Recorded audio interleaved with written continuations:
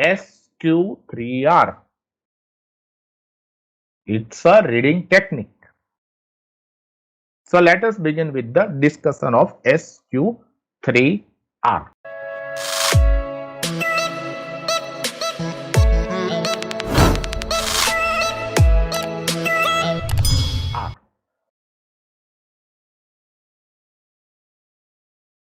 First thing I need to tell you is why should we follow SQ3R? I have given a picture. You can see it is a jigsaw puzzle. Jigsaw puzzle, you know that. What is jigsaw puzzle? We have to complete these blocks by using the proper arrangement of the blocks and complete it. So what is that? For example, when you have a textbook and you just start reading the textbook, it is just like solving the jigsaw puzzle without looking at the actual picture. Now, can we solve a jigsaw puzzle if you don't know the exact picture, right? In jigsaw puzzle, at least you must know what you are to make out of these blocks. So SQ3R is actually shows you the picture, and when you know the picture, you can easily read it, you can easily solve the puzzle. So you should always spend some time upfront and pay some time, give some time, then you can easily learn, you can improve your reading. So that is why SQ3R is important. Now what is SQ3R? S means survey, Q means question, and 3R means there are 3R: read, recite and review. Some of the literature says recite is also equal to recall.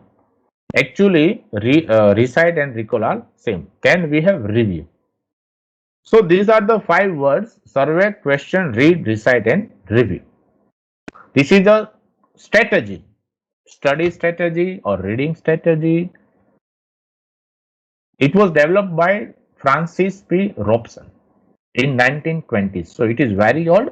You can find lots of material on SQ3R. It is very old strategy. It is considered one of the best strategies for comprehension in reading and effective reading.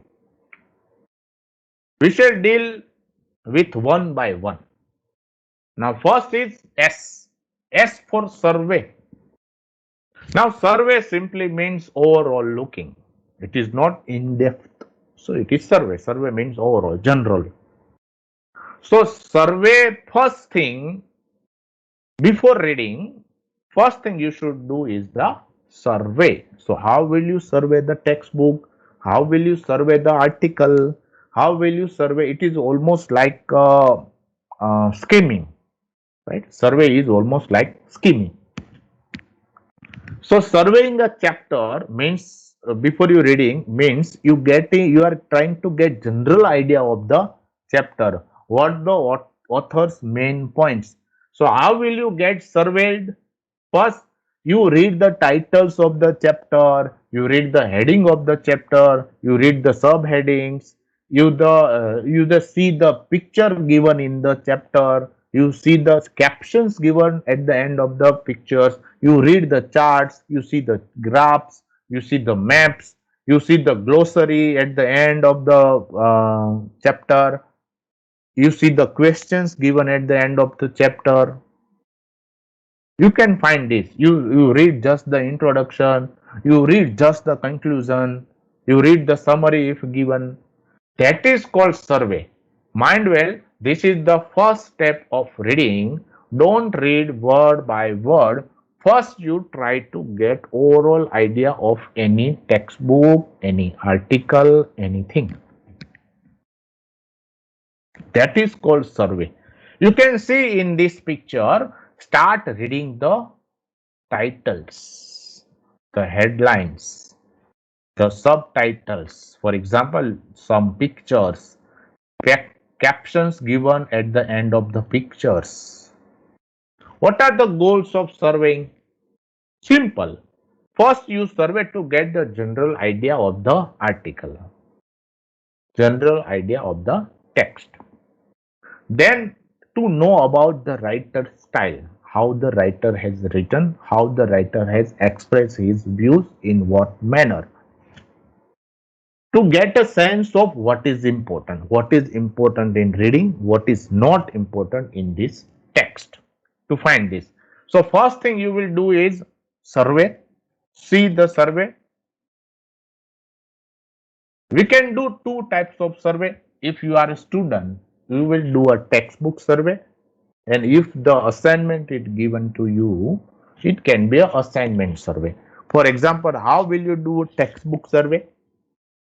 Because you are a student, you need to read the textbook. So how will you do textbook survey? We are reading textbooks, which is very useful. Mind well. What will you do? You will find out how the content is presented. What is the structure? What is the index? What is the table of content? Look at this. Or don't start just reading the textbook. Look at the table of content, that is index, structure of content. You know, every textbook has a structure of presentation. In English textbooks, we have pre-task, activities, reading comprehension, vocabulary, grammar, activity, writing. These are the sections of a chapter. In science, in maths, all the textbooks have their perfect structure. So you find out that structure. Then you find out the preface, the introduction given in each chapter. The summaries if given. Some of the good books give summary during in the pages with small blocks.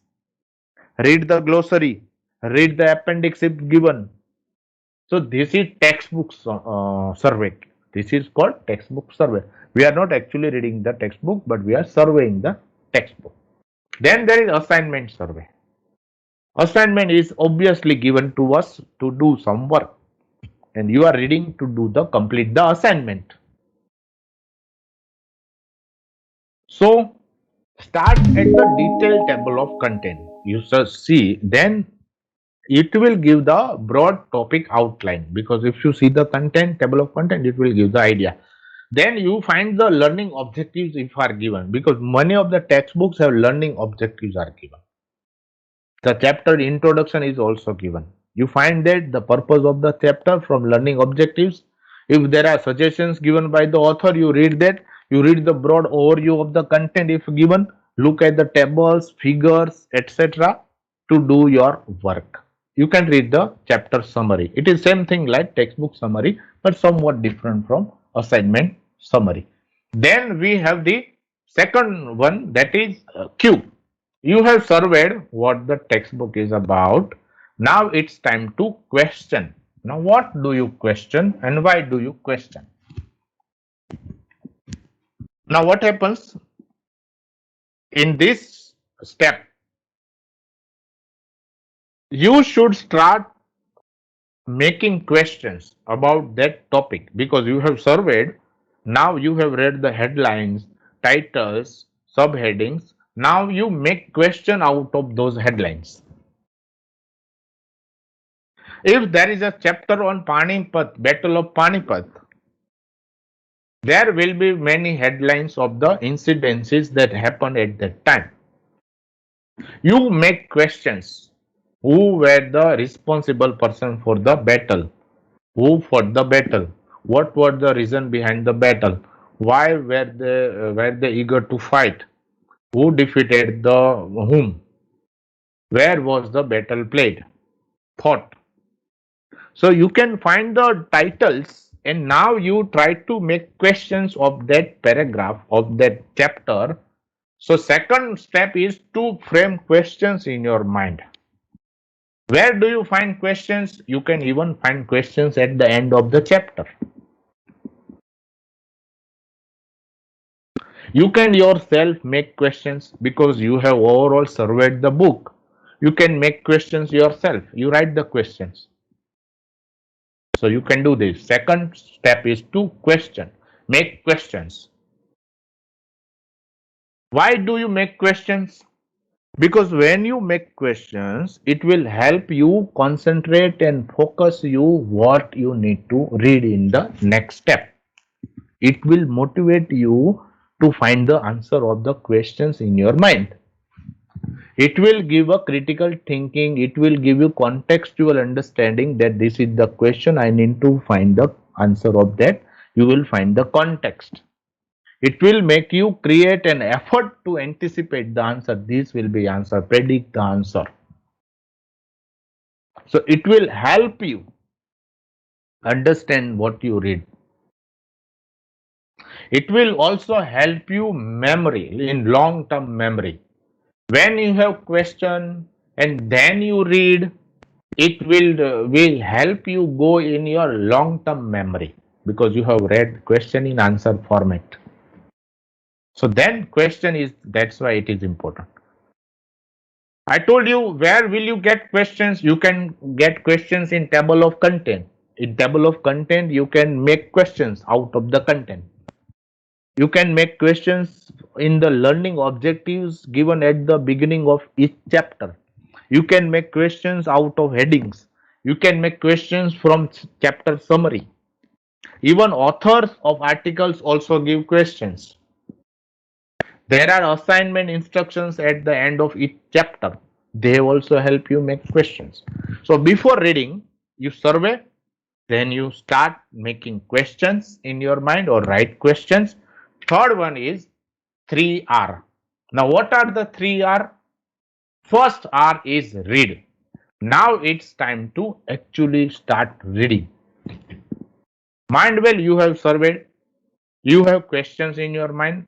Now, what will you focus? You actually begin your reading. But how will be the reading? The reading will be related to answer the questions in your mind in the Q step. Look for the answers in the text. Just not go on reading. Think about the questions. Move quickly. If you find that whatever you are reading is not related to answer of your question, do not waste time reading that paragraph. You skip the paragraph, skip the content. Just give a glance. You can make brief notes while reading in your notebook to summarize the answers because you are preparing answers. You are finding the concepts, the relations between the things, you are finding the examples. So you start noting as well. You are reading. First R is read. Second R is recite. Now recite is also called as recall. Now you have just read it, you have just summarized it. Now orally ask yourself what you have read. It is like recapping. You can take notes from the text, but write the information in your own words. Now you are getting understanding, getting answer from the text, but you are not copying. You are taking help of your reading and trying to find the answer of your question is reciting stage. You are trying to write the answers of the questions. It is also called recall. Put the text and your notes aside and try to recall what you have just read. Now, what happens? We go on reading, we do not give time to recall. We should give some time to recall what we have read, what we have questions, and how we have found the answers. You can highlight as well. This is almost like checking understanding. Teacher asks questions. After reading, teacher asks questions to students. This is called recalling. Then write notes as I told you. You can use cards, you can use mind map, you can highlight, you can use highlighter to highlight. This is called recitation. Now what happens? You can see mind mapping. So how mind mapping looks? If you are reading a book in science, you should have this exercise. Mind mapping means this is the central idea, these are the types of ideas related, These are the other types of ideas related. You can create such a graphical presentation of your understanding. You can make notes like mind mapping as well. You try to retain information. You try to remember what you have read. You are checking if you have remembered what you have read or not. Try to recall main points. I am not saying that you repeat the whole page what you have read. You just you should be able to even tell the headlines. You should able to tell at least the main points. Now what happens? Many a time we read a whole book, then we cannot say for 5 minutes about that book. This is the issue because we have not gone through this step. We have never recalled what has happened. Last step is review. Now, what is review? Review is simply means criticism, or you are just trying to find if it went correct or not. Quick review, that is review. You are just stopping. You are not continuing to read. You are just stopping, and now you are thinking to review if you are correctly reading or not. If you are after you have finished the full chapter, look at the notes. Have you got the answer? Have you understood everything? Have you checked your memory?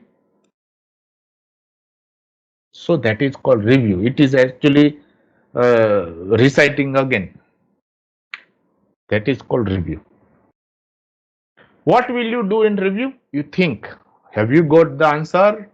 Have you got perfect answers? Has it gone in your memory? Does it require rereading? ફરીવાર વાંચવું પડે એમ છે? The student test. This is the testing step, the last step. Testing yourself. You ask the definition of anything. If you can give definition perfectly, if you can give examples perfectly, then your review process is successful. If you cannot give examples, then you fail in review. That is the last step. Look, SQ3R techniques applies to every subject, even any type of reading. Any type of reading. So what are the benefits? What are the advantages of SQ3R techniques? As I told you, it improves your reading speed, it improves your reading comprehension, because just go on reading is not good technique. You should survey it, you should question it, you should then read it, you should find the answers, and you should check if you have remembered the answers. It helps make student ready for effective reading, because survey, these are the techniques that makes you ready for the actual reading. Recitation gives students a chance to look back. Now if you do not look back, everything will swipe away. The last review process also empowers you to find the entire chapter and increase your understanding and your memory. It makes students really active and cooperative. Reading activity becomes more active. It will not become dull process. It reduces study time because you are actually reading with perfection. Now what happens, if you have read in haphazard manner, after some time you have to read the whole book once again. You need to read the whole chapter once again, because you will find that you do not remember even a single concept from that chapter. But when you have gone through SQ3R technique, it is 100% sure that you do not need to go in that chapter again. So it saves your study time. It goes to your long memory. Always gives positive attitude towards reading textbooks. Now, if you follow SQ3R techniques, students will be positive in reading textbooks because they hate textbooks. But if they follow SQ3R, they will love textbooks, to read textbooks. At the time of examinations, We start cramming everything. We start to memorize everything without understanding the concepts. But if you have followed SQ3R, you will never cram in last minute haphazard preparation for the exams. You will be stress free at the time of exam. That is the biggest advantage of this, right? So this is up to it. SQ3R. Subscribe now and press the bell icon. Never miss an update.